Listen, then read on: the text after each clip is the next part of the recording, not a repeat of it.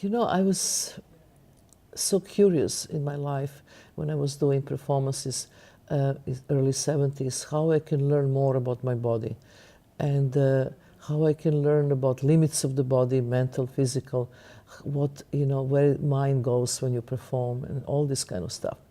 And when I start traveling and going to be exposed to many different cultures, which I did around the world, I found that so many rituals and old ceremonies have a different kind of rules and different possibilities to learn these limits. So I actually tried to experiment all of them. I was so curious. I went, you know, around the globe a few times in my life, and I find certain systems who really work for me, but also certain systems who can work for the public. So from that experiences, I choose the best I can to share with the public and create Abramović Method, who can, you know, bring my audience into a state of contemplation, concentration, and to really be able to receive, you know, the work of art. Especially if you talk about performance. Performance is an immaterial form. It's happening in a specific time and a specific place, and you have to be there. So if you come into the performance full of your own worries and your own phone that you look every 5 minutes for the messages, or you know, or just being disturbed by watch that you look on time, how things are long or too short, you never actually can receive what is happening in the front of you. So I create certain reductions for the public that if you want to see work of art, maybe you should go through a certain amount of preparations. And this preparation was very simple.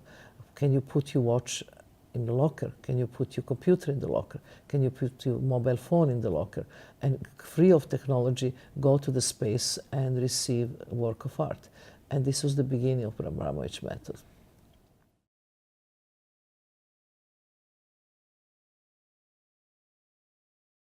To listen to music, you have to be there with all your senses inside the space. But our life is difficult and busy. And when we come into the concert, we come with the luggage. We come with the luggage of worries, luggage with your own daily life or things you have to do after the concert and so on.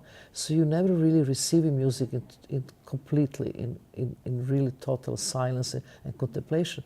So that's why I was thinking it was so important to create method for the music, where you have this space where you prepare yourself.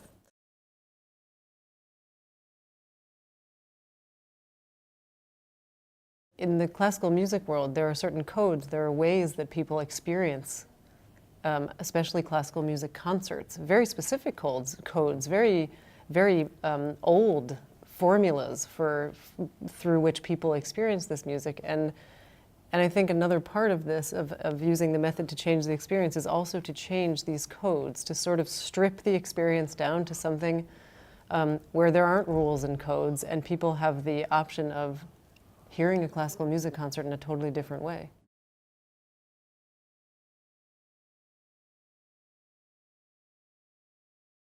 There are various exercises. So Marina's developed these exercises and this material over so many years. And so there's a selection of them that are really part of the method all the time. And when the public comes into the space, they can slow motion walk, they can look at colors, they can count rice, they can stand on these platforms. There's one exercise where they just stand on platforms with their eyes closed. And that usually where the platform is a sort of energetic nucleus in the space. And so there's a lot of connection there. Also, there's a mutual gaze exercise that we put in the method often. Sometimes we put a blindfolded exercise in the method. So it's all different. There are moments of total stillness and total like physical stillness, and then there are moments where people are slow motion walking, for example, where you're finding stillness within movement. And that's a variation on that kind of stillness.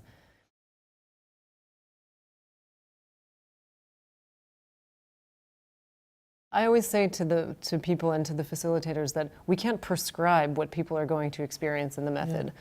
All I know is that we create an energetic space where people have a different experience than they were having 10 minutes before when they were riding the bus to get there. And of course, we hope for them to take certain things away from it and to be able to take that experience and bring it to listening to the concert, for example. But we can't, there's no prescription for it. People are really autonomous in this experience. They can slow walk for 3 hours, or they can stand for 3 hours and slow walk for 5 minutes. And it depends on, I think it depends on everybody's level of tolerance for being with themselves, being with others. Some people crave it really badly. They get there and they love that the facilitators take their hand. They love to stand with people.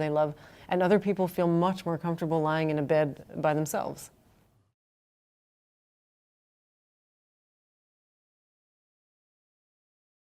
So when I was very young, we had a very big grand piano. I don't know for what reason, but it was at house always since I was a child. And my mother, got me professor of piano, and I hated it so much. and he was teaching me, I had the 3 times lessons a week.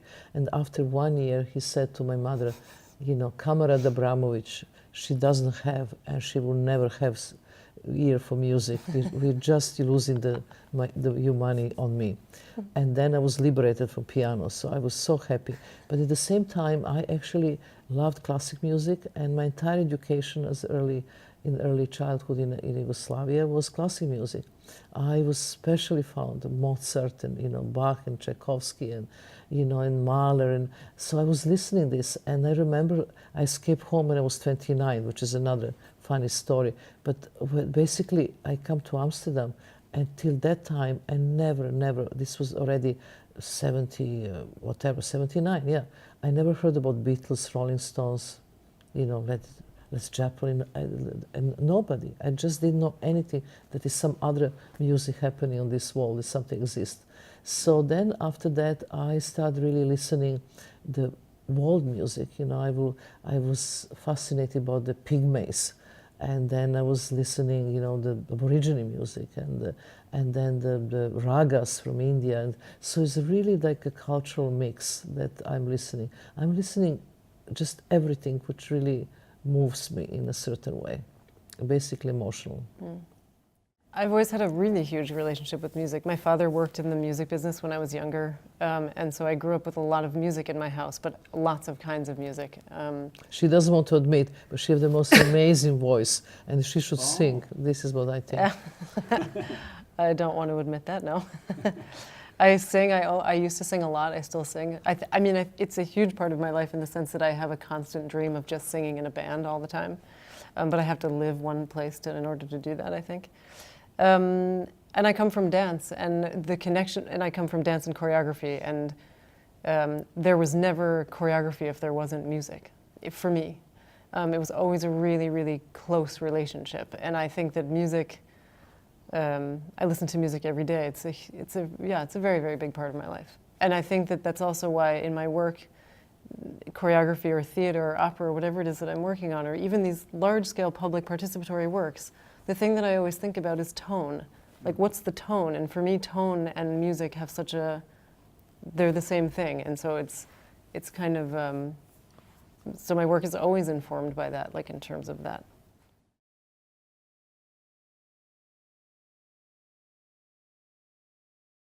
To me, charisma is absolutely essential.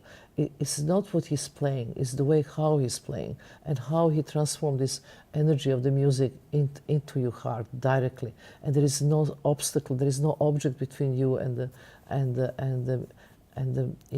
musician. You just receive this energy directly and can elevate your spirit. And that kind of music is such a sublime and important.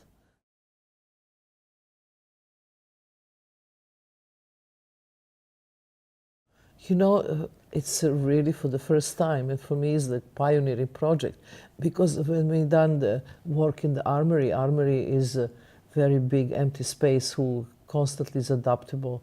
Sometimes it's for the concerts, sometimes for the theater, sometimes for dance, sometimes just for the regular exhibitions. So it's not really the concert hall, but you're offering us the concert hall, which is have their own restrictions and also their own rules. There is the podium where the musicians mostly play to the audience, and there is a fixed seats. So now we are actually moving everything upside down.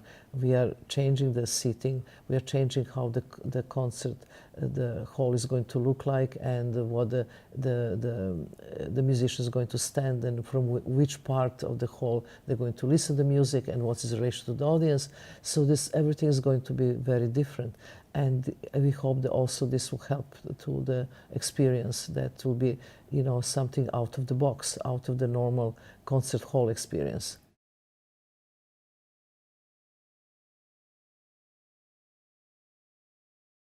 These days in concert hall experiences, people are coming to listen to the most incredible concert, and they still would have their mobile phones and they will text the messages or take the photographs. Yeah. But now, just the fact that actually every single person, if like, let's say 2,000 people will enter the concert hall and they will not have the watches or their telephone, is already very big kind of you know, move into the total different experience, different direction, that they actually have to concentrate on that moment, what's happening now in the front of them.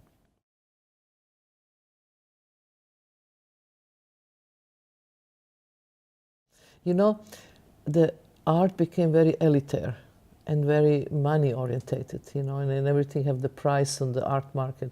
And I think that really the true art should not have any kind of borders and should be, you know, democratic, that everybody can participate and get the best out of it. So I think that, like, for me, Abramović Method is not art. Abramović Method is a tool in order to receive art in the best possible way. And this tool is important to be acceptable for everybody. You know, depends, you know, people who belong to different religions, political groups, races. It is totally open for everybody who wanted to have this experience. And that's very important to me, to open to the very large group of people and create these communities who can share this experience. And this all work is we call community projects. That's the key word is community here, and that how that community can connect, you know, with the essence of art itself.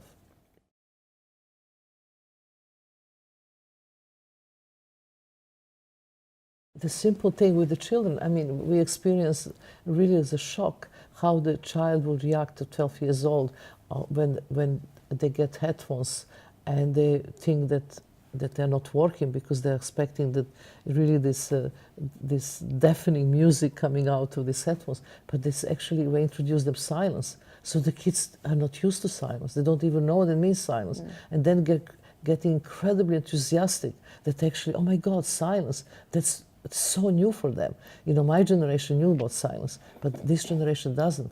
So that's really exciting, you know, that you can actually reintroduce simple things as a silence, and also not just a silence, but also by putting these headphones and being in a silence to actually helps you to be in the present moment of here and now, which we always miss. We always, you know, always think about future, which is going to happen, it didn't happen, or the past already happened. But just this being now, in this moment, that's the reality that we have to actually experience, and we're missing it all the time.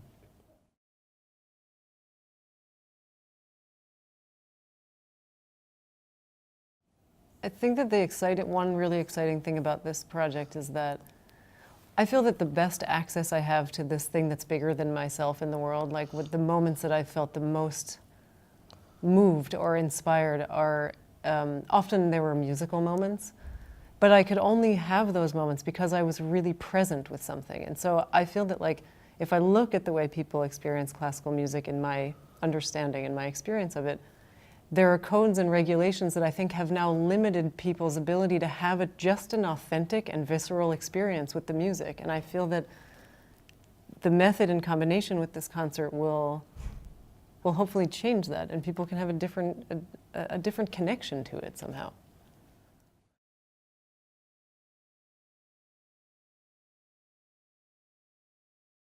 That means that we're really doing something which is revolutionary, which is inventive, and pushing lots of borders and really thinking out of box. So let's see what will bring us and how this is going to develop in the future. But I remember, to me, I would love that this becomes some kind of a way that people can accept in a way of listening classical music and take this as a method, as a kind of starting point.